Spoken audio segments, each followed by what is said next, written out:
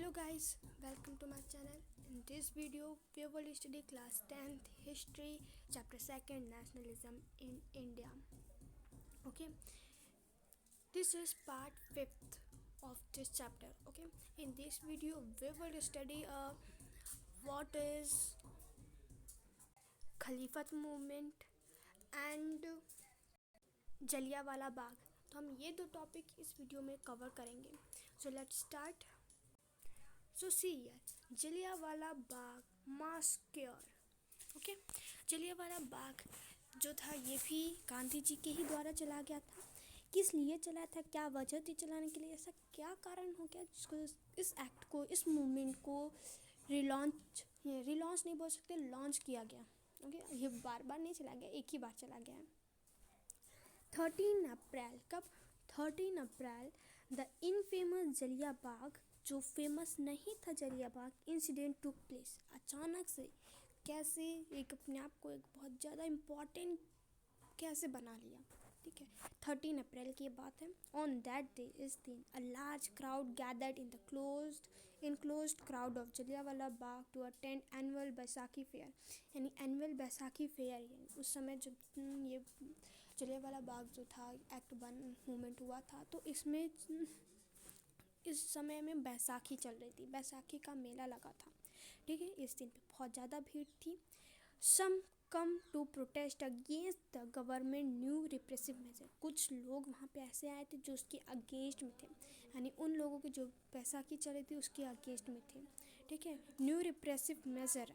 Many villagers were unaware of the martial law that had been imposed.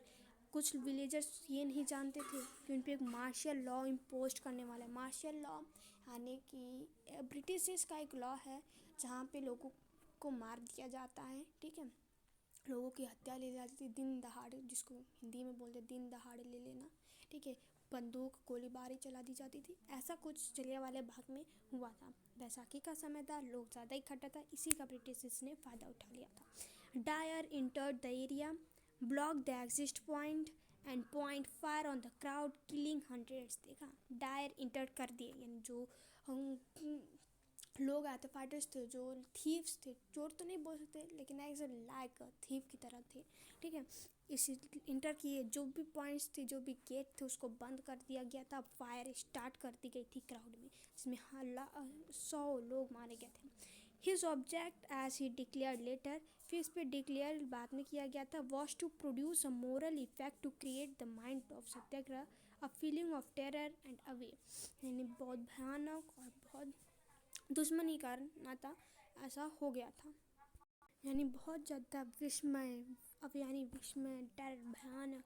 ठीक है, बहुत ज़्यादा ही हालत ख़राब हो गई थी वहाँ की, ऐसा कंडीशन था.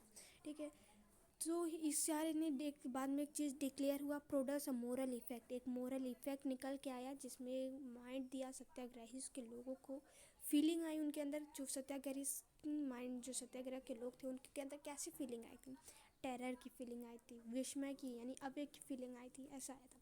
तो ये रहा हमारा जलियांवाला बाग. जलियांवाला बाग 1913 अप्रैल में हुआ था. ओके, यहाँ पे जो प्लेस जो इम्पोर्टेंस नहीं रखता था, अब भी वो प्लेस इम्पोर्टेंट होने लगा. ओके, मार्शियल लॉ जो ब्रिटिश का था, सारे कारण उन्हीं की वजह से हुए थे. तो ये हमारा जलियांवाला बाग कंप्लीट होता है. अब हम देखते हैं Khilafat movement and Gandhi ji. Okay, तो while the Rowlatt Satyagraha has been wide spread, जब रोलैट सत्याग्रह बहुत ज़्यादा फैलने लगा, ये जो मूवमेंट था बहुत ज़्यादा विकसित करने लगा, it was still limited mostly to cities and town. यानी कुछ ही जगह बचे थे जैसे सिटीज़ और टाउन्स आते हैं. Mahatma Gandhi now felt the need to launch a more broad based movement in India. Mahatma Gandhi सोच रहे थे कि भारत में अब कुछ अच्छा, कुछ सबसे लैंडी, हमें कुछ लॉन्च करना चाहिए, कोई मूवमेंट चलाना चाहिए. But he was certain that no such movement could be organized without bringing the Hindus and Muslims closer together. यानी बिना हिंदू मुस्लिम को एक साथ लाए ये मूवमेंट चलाना पॉसिबल ही नहीं था. जब इंसान ही नहीं साथ रहेंगे तो चलाने वाला कौन रहेगा. सबको एक साथ इकट्ठा होना चाहिए था. ये के दिमाग में आए, ये कारण है जिसके वजह उस समय भी चला नहीं पाए थे. One way of doing this he felt was to take to a Khilafat issue. फिर उन्होंने खलीफत के इशू को लिया, जो खलीफत था इसको एक इशू बनाया, ठीक है। इसकी वजह इस कारण से लोगों को एकजुट करने का उन्होंने सब विचार किया। The first world war had ended with the defeat of Ottoman Turkey ने। ऑटोमन टर्की जो ब्रिटिशर्स थे और भारत के बीच में फर्स्ट वर्ल्ड वॉर हुआ था, जिसमें ऑटोमन टर्की हार चुके थे। ये जब वॉर ख़त्म हुआ and there were rumours that a harsh peace treaty was going to impose on the Ottoman Empire. Ottoman के एम्पायर में कुछ रूमर्स थे, यानी कुछ दैत्य जैसे, दैत्य तो नहीं बोल सकते बट कुछ ऐसे व्यक्ति तो बहुत कठोर थे, बहुत ज़्यादा peace, and there was rumours that harsh peace treaty, बहुत ज़्यादा ही ट्रीटी मतलब बहुत ज़्यादा ट्रीट करते थे, बहुत ज़्यादा इम्पोज किया करते थे ऑटोमन एम्पायर में। The spiritual head of the Islamic world the Khilafat, उन्होंने सोचा जो स्पिरिचुअल हेड जो होगा वो खलीफत होगा इस्लामिक वर्ल्ड का। अब देखते हैं, to defeat the Khilafat temporal power, जब हार गई खलीफत टेम्परल पावर की, जो खलीफत कमेटी का था वो बॉम्बे में फॉर्म्ड हुआ फिर 1919 में। कब? मार्च के 1919 में बॉम्बे में खलीफत मूवमेंट जब डिफेड हो गया था, तब नहीं काम कर पाया था, तब उन्होंने खलीफत कमेटी बनाई थी। कहाँ पे? बॉम्बे में। अली ब्रदर्स, मोहम्मद अली, यानी कि दो ब्रदर्स थे जो अली के नाम से थे, पहले थे मोहम्मद अली और शौकत अली, दोनों भाई थे। Discussed with Mahatma Gandhi about the possibility of United mass action on the issue. इस इशू पे उन्होंने डिस्कस कर रहे थे, इस पॉसिबिलिटी को यूनाइटेड मास बनाने के लिए इस इशू पे वो डिस्कस कर रहे थे, ठीक, महात्मा गांधी के साथ। Gandhi ji saw this as an opportunity, Gandhi ji को ये दिख रहा था ये बहुत अच्छी अपॉर्चुनिटी आई है, बहुत अच्छा एक मुद्दा आया है, to bring Muslim under the umbrella of a unified national movement. यहाँ पे अम्ब्रेला का इस्तेमाल किया गया है कि एक छत के नीचे पूरे लोग, यानी ब्रिंग मुस्लिम को भी अंडर अम्ब्रेला, यानी अंडर मुस्लिम, अंडर हिंदू के लाने के लिए, यानी एक साथ मिल के रहने के लिए, यानी कि मुस्लिम है तो हिंदू बना दे, एक साथ रहने के लिए, एकजुट रहने के लिए एक बहुत अच्छा अपॉर्चुनिटी उनको दिख रही थी।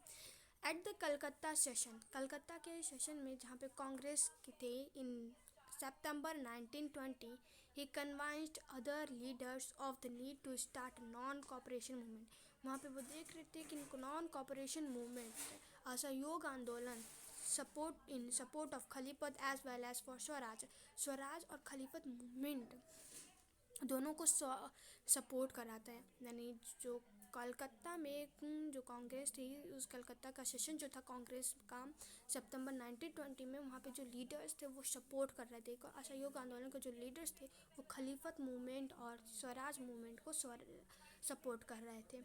ओके, तो यहाँ पे हमारा पूरा खलीफत मूवमेंट के बारे में हमने देख लिया है।